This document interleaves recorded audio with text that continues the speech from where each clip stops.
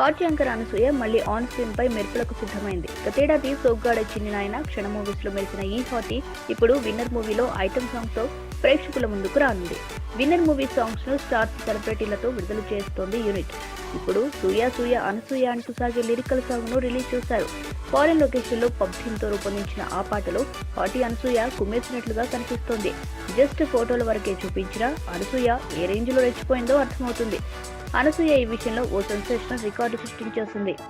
ఈ భామకు ఇదే మొదటి ఐటమ్ సాంగ్ అయినా సరే ఆమె పేరు మీద ఓ లిరిక్ రాయించి మరీ సినిమాలో పెట్టేశారంటే హాటీ క్రేజ్ అర్థమవుతుంది. ఐటమ్ సాంగ్ అదే అనసూయ భాషలో స్పెషల్ సాంగ్ కు వ్యతిరేకం అని గతంలో చెప్పేది. పాటతో పాటు తనకు క్యారెక్టర్ ఉంటే గానీ చేయనని పట్టుబట్టేది.